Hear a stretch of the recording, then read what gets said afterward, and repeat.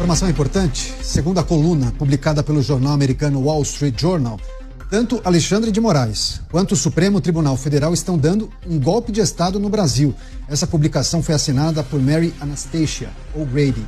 Traz críticas contundentes ao ministro, afirmando que o mesmo tem censurado opositores, ordenado prisões e conduzido inquéritos sem qualquer controle institucional.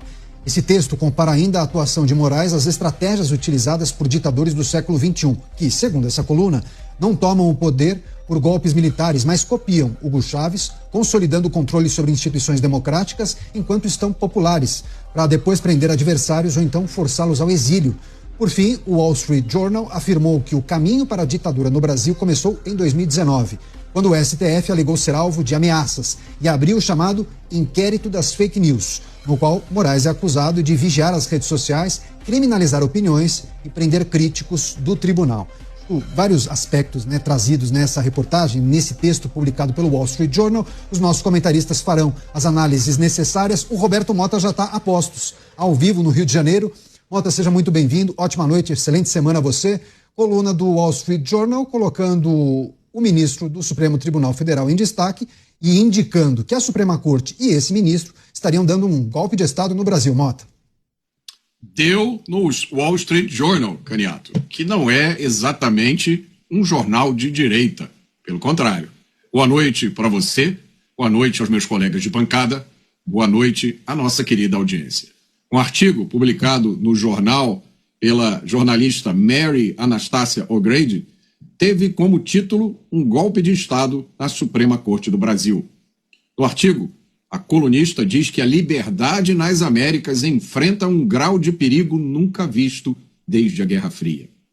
Ela diz que homens fortes do século XXI estão copiando Hugo Chávez, que consolidou seu governo tomando controle das instituições democráticas enquanto era popular e, em seguida, prendeu seus oponentes ou os exilou.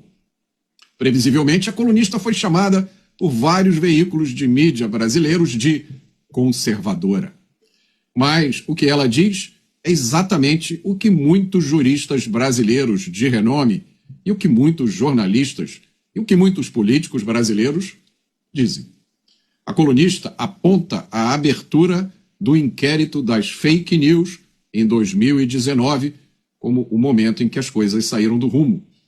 Ela diz: o inquérito foi aberto de ofício pelo tribunal, sem a participação do Ministério Público. Mas o Ministério Público é a instituição responsável por investigar e denunciar criminalmente no país. Quem diz isso é a Constituição. Depois, continua a colunista, um determinado juiz foi escolhido a dedo para conduzir inquérito, embora a escolha dos juízes deva ser aleatória. Mary Anastasia O'Grady termina dizendo: não importa o que o leitor pense sobre Bolsonaro, é claro que a política tomou conta do tribunal. As elites estão começando a reclamar de juízes embriagados de poder.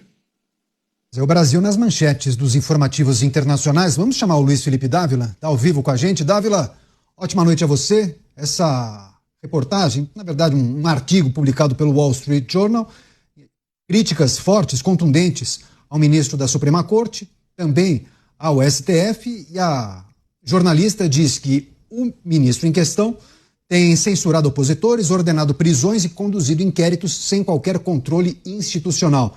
Qual é a sua avaliação sobre esse texto que foi publicado pelo jornal? Dávila, bem-vindo. Boa noite, Caniato. Boa noite, Mota. Boa noite, Beraldo. E boa noite à nossa querida audiência. Caniato, às vezes é preciso um jornalista de fora do Brasil, estrangeiro, fazer uma avaliação isenta do que está acontecendo no Brasil e o que nós dissemos todas as noites aqui nos Pingos nos Is.